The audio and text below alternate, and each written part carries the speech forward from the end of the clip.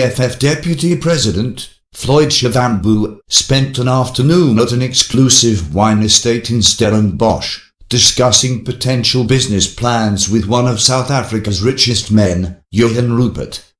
In the past, the EFF labelled Rupert as the enemy, and named him as the face of white monopoly capital, who had become rich by exploiting poor black South Africans, a view Shivambu indicated that he shared.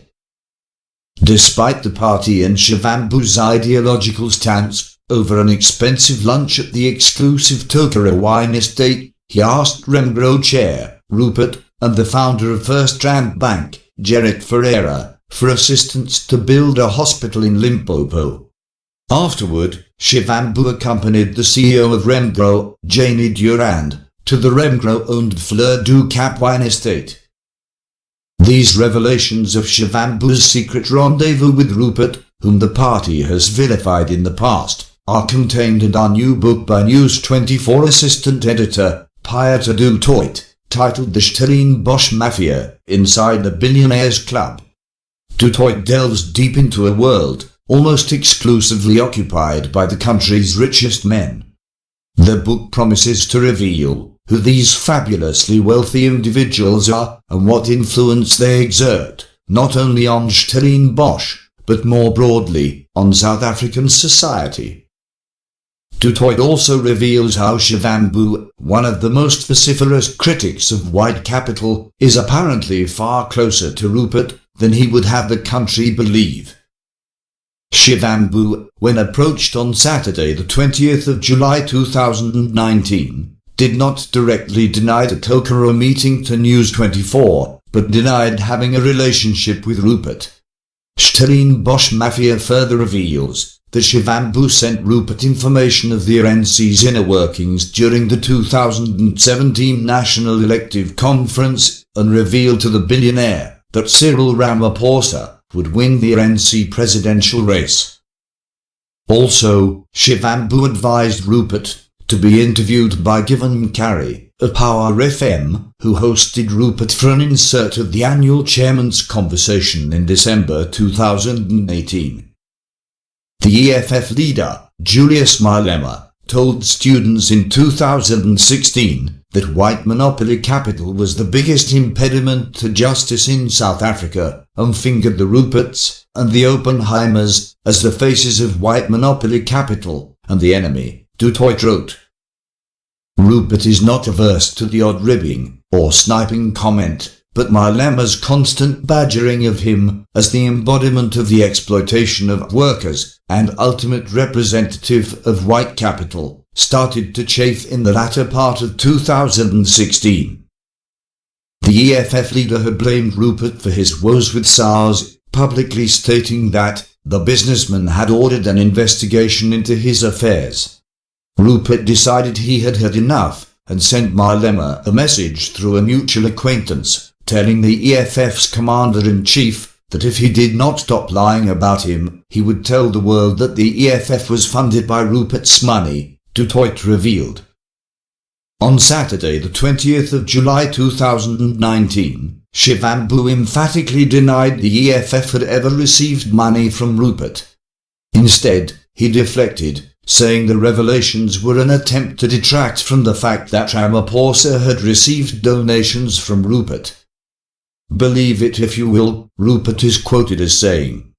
But Floyd Shivambu advised me to do the Power FM interview. Once he got to know me, when he realized what I was actually doing, that I was opposed to apartheid, and who I knew during the struggle, he said, but nobody knows this. You've got to go on Given Carey's show and do the Chairman's Conversation with Carey. Before the disastrous Carey interview, Shivambu and another EFF colleague went to see Rupert and Ferreira in Stellenbosch, Du Toit revealed. He and a colleague, I can't remember the man's name, came to see us to ask for help. We had lunch together at Tokara, Ferreira's wine estate, on the Helshiog Pass. They wanted to build a hospital in Limpopo, and asked if we could help. They wanted expertise. They had two businessmen who had already built a couple of spa supermarkets and wanted to work with Mediclinic. I told them we couldn't, but maybe the people from Mediclinic could. Jenny then took them to Fleur du Cap, the farm my father bought, which is now owned by Remgro. I was concerned that they might think that all white people live like that, because they already believe we bathe in champagne, Rupert recalled in Stellenbosch Mafia. Despite these revelations, Shivambu told News 24 that he still shared the view that Rupert was the enemy and the face of white monopoly capital. Absolutely, yes, Shivambu told News 24 in a text message, but denied ever seeking or receiving money from Rupert or anyone in Stellenbosch. Shivambu also denied providing Rupert with information on the inner workings of the RNC and denied pushing him to do the Mkari interview. When asked if he could specifically deny meeting Rupert and Ferreira at Tokara and the subsequent trip to Fleur du Cap, Shivambu would only deny he was involved in a project to build a hospital. Instead, he railed against this journalist, accusing him of being handled by Rupert. All white capitalists are enemies of the people, and all their wealth is ill-gotten, and that includes Rupert. I have no business relationship with him, and I am not in business, Shivambu said.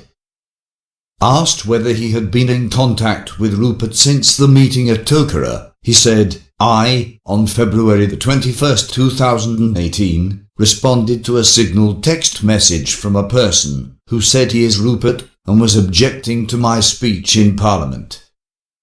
The text I sent, and which I still have on my phone, said, we are not and have never claimed to be your friends.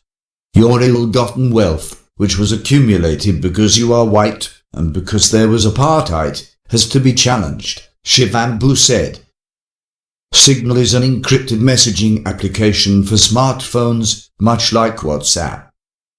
Stellenbosch Mafia, published by Jonathan Ball, is out this week. Please check in the description box below for the links to the sources of this report. Thanks for watching. Please comment, like, share and subscribe.